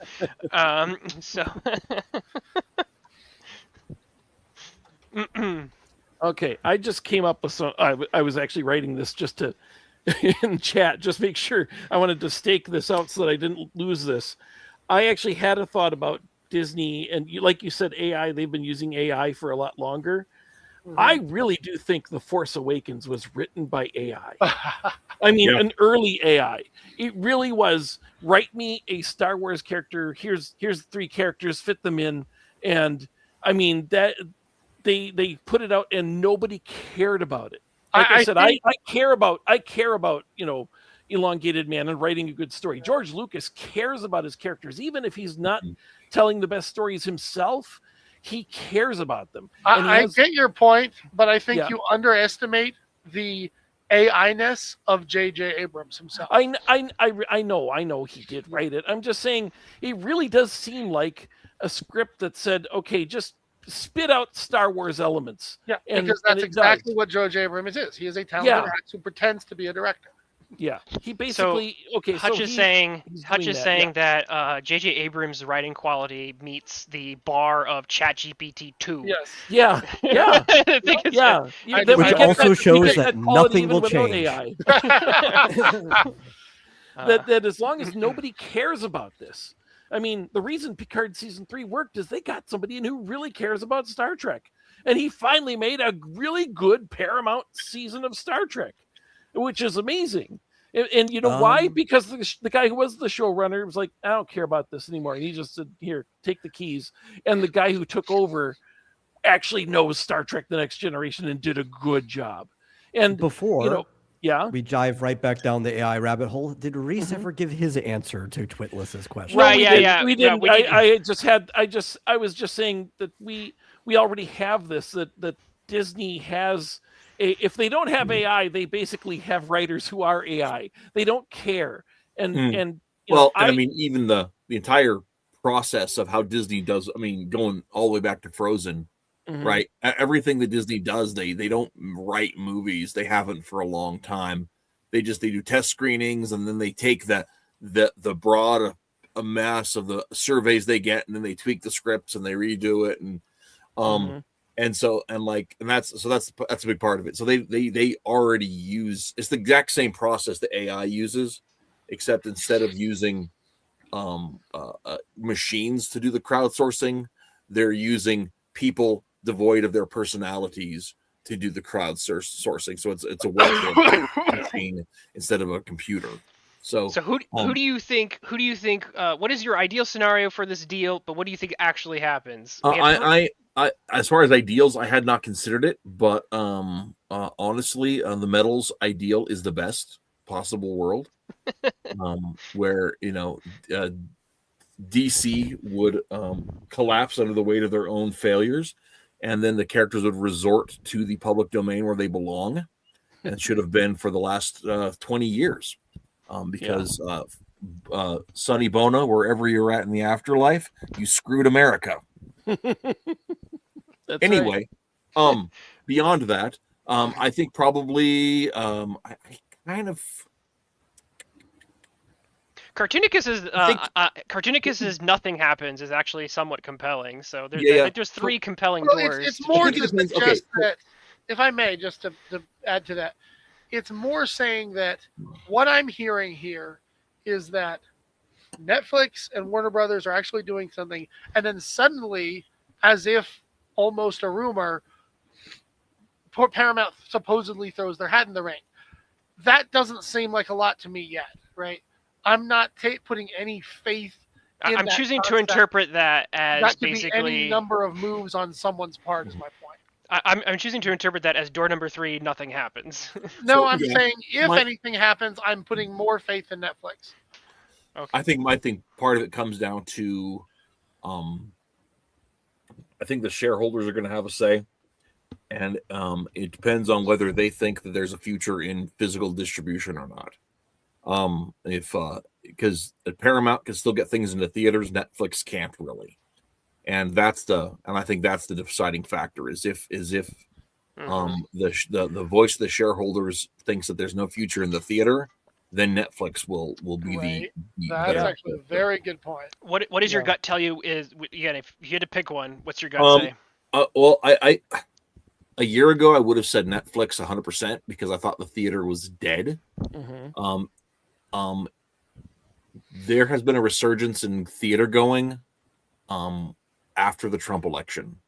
I don't know if it's enough to save the theater system, but it's definitely upticked, which I was not foreseeing at all. But some people are finally starting to look for excuses to get out of the house. Yeah. Oddly, one of those excuses actually came from Netflix. Mhm. Because Netflix did run a movie in the theaters for only a weekend. Yeah. But I mean, we might actually start seeing more of just like limited run stuff instead of like these whole like week to 4 week things anyway. Well, and I mean, they said they weren't very interested in doing more than that unless it really seemed like there was a desire for their stuff. But that was before they made the bid for WB. So we don't know how that may or may not play out. But the K-pop Demon Hunters weekend did really, really well for them. And didn't they do it 2 weekends? Didn't they re-release in November too? They did do another one too for the sing-along version. That also brings up an interesting concept because while this whole question of whether or not, theaters are dead and all, every couple of years, it's always Amazon Prime, I think, that surprises us with some movie they do really well on streaming like that. And when K-pop Demon Hunters did their whole thing, you may recall they kind of accidentally killed the bad guys too, right? And Bad Guys 2 flopped so hard they pulled their advertisement, I think, after a week. And we're like, oh no, we're never gonna get a third one now. It's actually a really good movie, and we were pushing them, all yelling and screaming. You don't understand the industry anymore. Put this on streaming and see what happens. And I think they eventually did, and I think they actually did pretty well, if I remember correctly. The Bad Guys 2, you mean?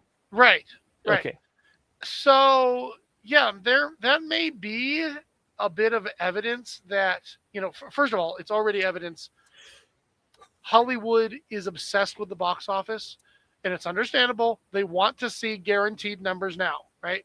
Mm-hmm. But the problem is they're holding on to old systems, and they're not understanding that people are changing.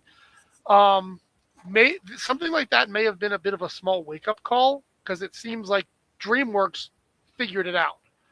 So, if anything, could that serve as a sign that perhaps the industry as a whole could have seen this and woken up and go, maybe streaming really is more important? I could see that. Yeah. Who knows? But I'm going to just say Disney buys it all. In the end. Speaking of needing to burn to the ground. That's what I was. I wanted a panel of predictions so that we can totally. It's cool because then the audience can see where we're at and then see who was right and who was dead. The whole thing about public domain is it's not so terrible. I mean, isn't Sherlock Holmes public domain? Anybody could make Sherlock Holmes, and we've had like 2 TV series competing at the same time. One where he's female, or Watson is female, or something like that, and the other one is the one from the BBC, which made Cumberbatch famous. And on top of that, we got a movie series going on. Yeah, I've never understood the complaints about the public domain. They're like, oh, people make bad stuff, and it's like they make bad stuff when corporations own it. I don't understand what the criticism is. But at least young Sherlock Holmes. You get Without a Clue, which is a wonderful movie if you've never seen it. I've seen it. Yeah. Okay, I love R.T. Morty. It's Michael Caine and Ben Kingsley, and Watson is the smart one. And he hires an actor to pose as this made-up character named Sherlock Holmes. And it's a wonderful film. But, you can make something like that, I don't even know if that was I don't think it was with the approval of the... Doyle, yeah, I don't Estate. think the Doyle people He'd been dead for a long time at that. I think actually it was public domain for a while there. But I agree. Yeah, Warner Brothers and Disney have been, have been pushing so hard to extend so that their characters don't fall into the public domain. It's finally happening. I don't think it's going to be that big a deal. I really don't. I think the people who own it will still be able to make, who own it. Well, remember, they own trademarks, and that makes things a very different story. I'm very curious. I tried to do a little looking into the whole. I think we're gonna hit a couple of very interesting court cases because there's been some test cases with Conan. And but I think that we have some test cases that are so much bigger, because Superman is Conan is an IP and he's recognizable, but a court case about him, I don't know how much traction that gets. A court case about Superman, I mean, like all eyes in the world are going to be on it. Right. Yeah. And that means that the politicians are going to be super involved. So I think that I think there will be some because the point is that you're not supposed to, and I did look this up, but you're not supposed to legally be allowed to use trademark to skirt around copyright. So the idea that people that the corporations have in fact done that or have tried to do that is not supposed to be the case. So I think there are some. Obviously, there's a lot of money involved here. Yeah. We don't know what's going to happen and who's going to win said case, but I think there will be a very I think a landmark court case may happen when Superman in particular hits the public domain and someone tries to make some stuff with him and gets the cease and desist letters. I think there will be, and one of the reasons why I think this will be also very, very interesting. I don't know if you guys have ever looked at the copyright registry, but Marvel and DC used to have a co-ownership of the trademark Superhero. to the term superhero. Yeah, always really trash. true though. But they did. But here's the thing. Lately, they have not been defending it. Well, and it People- actually it went through. They did lose. I believe it got genericized. I believe it's Yeah, getting it- I believe it's yeah, getting it was- Xeroxed. It was 2 years ago. It was genericized. We actually addressed it on the show 1 week when you couldn't make it. So the larger point here is the fact that corporations are losing ground on some of the strangleholds they've had over the genre. So they already have lost some ground. So I think that I'm really interested to see what those cases will look like, because like there's no way someone doesn't try to do some stuff with Superman in particular when he comes out in a few years. And then like I said, What are you saying? Do you think somebody is going to be an idiot and not know how it works, and kind of be the guinea pig who accidentally drew him in his classic costume? I think someone's going to do it on purpose. I think someone's Yeah, going on to. purpose. I think someone's going to basically say, we're going to make some new law here, or we're going to clarify some old ones because. And I think they're going to put Superman in the title just to challenge the trademark part. Yeah. Yep. A lawyer could write a Superman comic just to Yeah, exactly. be the one who does the case. He'd use AI. Yeah. Well, there's lots of good writers who are lawyers. So, Okay. no, yeah. So anyway, so what I think is that we're in for some very interesting. These are interesting times to live in, because in the next decade we're getting between the AI, corporations going through some interesting selling and buying, and then and some interesting public domain and court cases to follow. The landscape of entertainment for some of these very long-standing IPs could look so different by 2035. So that's going to be an interesting landscape. In to that look at. case, I am going to, and I'm being reminded of that in the whole AI thing, and I am going to amend my answer a little bit, because while I at least, I'm skeptical about the whole Paramount thing in general, I think I'm going to head a little more back to the nothing happens, simply on that idea that like these companies have got to know that a lot of their stuff is doomed. And what's the point of spending billions on a company if you're only going to have so much time with it? You can make That's a lot of why money they in 10 don't- years. Yeah. That's Like, also why they don't make Mickey Mouse stuff anymore, because they're already past that. But you can still make a lot of money in 10 years. 10 You can. years is a decade. You can get out at least two if not three movies, and that's billions of dollars. And so that's still in the mix. mean- It's interesting. And remember, they've got to The cover up MCU for the coke and hookers. They've got to. Yes. But here's the thing. The MCU managed to end up getting to a point where they were making 5 movies a year, and they made like 22 movies in 10 years. But that was the MCU. Most series aren't doing that. I'm just saying. You get a movie every 5 years, right? A business might be able to do something. Anyway, it's interesting to see. If they really wanted to, they could have a Mickey Mouse movie out every single year. They Right. just don't want to. Yeah. I've thought that they're struggling around like, what should we make, and it's like, make a Mickey Mouse movie, make a Mickey Donald and Goofy movie, because the Goofy movie is wonderful. I love that Gee, one. wouldn't that have been a better idea than Wish for their 100th Yeah. anniversary? Yeah, and it's even if it is a swan song for Mickey Mouse being their product, it's like I still think nobody's going to make a Mickey Mouse cartoon as good as what Disney could do if they tried, but they don't try. They never. They kind of have given up on him, except as a hi kids host of the stuff, But yeah, I've been thinking about something related to this. You're talking about like what could happen. You know how everybody wants there to be a Batman TV show and there never is. It's like, why just do a serious, medium budget. It doesn't need to be. The problem with the movies is they want to be all explosions and big stuff, and it's like Batman really is not spectacle. If you read his comic book, it's not huge spectacle stuff. It is, it's fights. It's really not that hard to do. You may get your wish then if Netflix gets it. That's what I'm Most thinking. of these streaming services, when they pick something up, that content over art factor usually means that they go for a show rather than movies.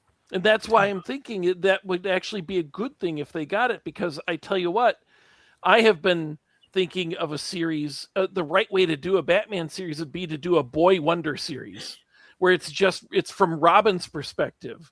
And I figured out like 4 seasons of how it would work. But the funny thing is, the reason I bring it up is related to the fact that these are century-old characters almost, right? Right. I love Superman. I love Batman. I love Wonder Woman. I love Green Lantern. I love all these characters.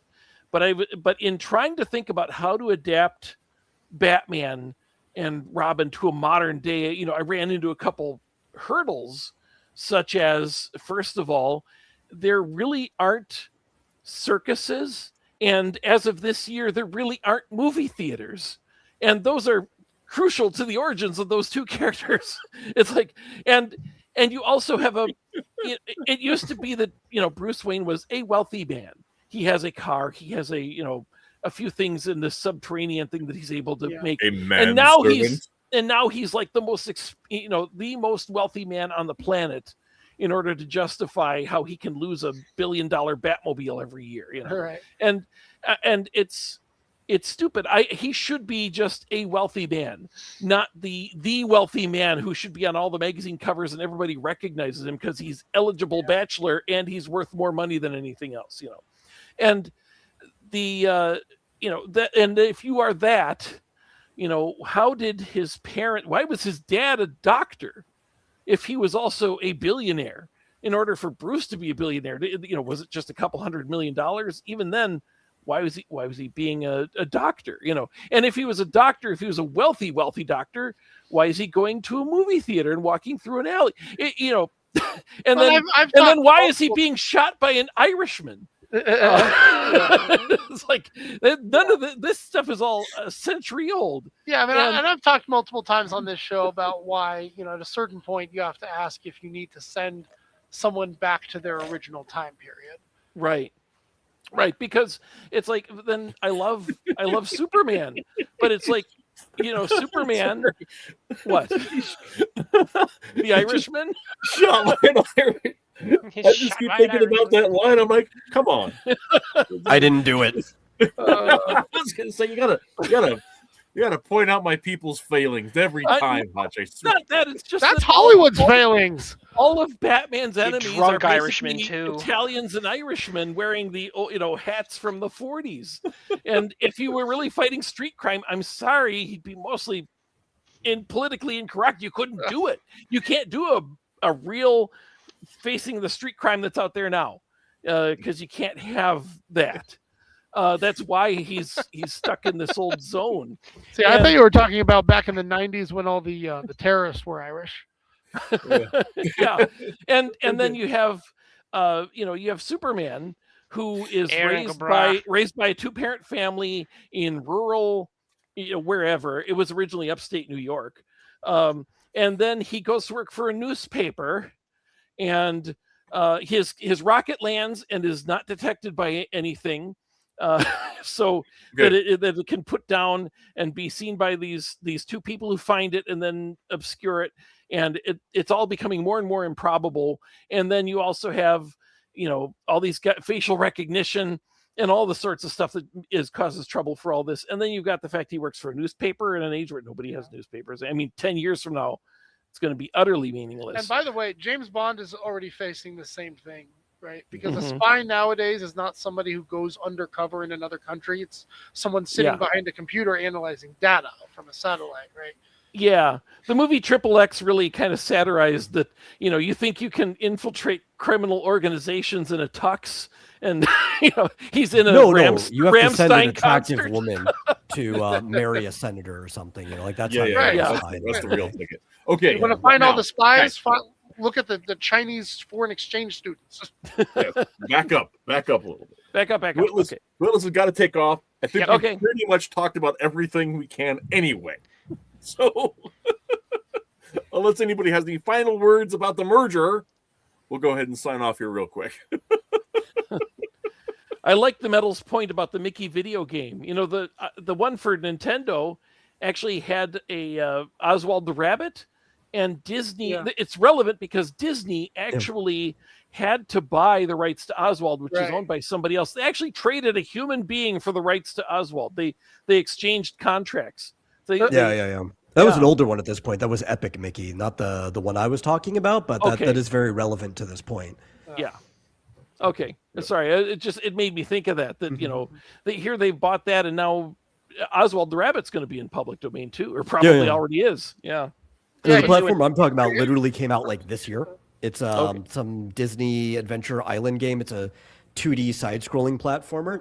But that's like the only time you get good Mickey stuff is when some video game company or something gets the license and they want to make something. It's done in the animation style or design of like that recent Mickey Shorts thing from like 8 years ago that used to be on Disney XD in between shows. And it's really good. It feels like the characters and stuff, but you just don't get Disney themselves making stuff with Mickey. Yeah. Yeah. And they should. Yes, absolutely. Yeah. Anyway, so we're Yeah. going to call the show there, everybody. Thank you so Okay. much for tuning in. This has been an absolute hoot to go on about it. Paramount, what are you doing? And so next week, we might be talking about the New Yorker and how the New Yorker ruined comics. It should be Let me do fun, a but Christmas very stream. obscure. I'm preparing a slideshow. It's going to be great. And I'm really excited. This is part of a longer project that I have had in my head for a couple of years. So hopefully we'll be able to do that. Otherwise, if we can't get, depending on everyone's availability, we might just do a quiz show. I don't know. I do want to say, though, guys, I realized it today. Christmas Eve is a Wednesday. I'm not doing a show on Christmas Eve. No, I will not be. No. So, Merry Christmas to all. And until next time, get out there and read some comics, you guys. You all have a great night. I was going to have a song to go us out with, but I didn't want to load it up.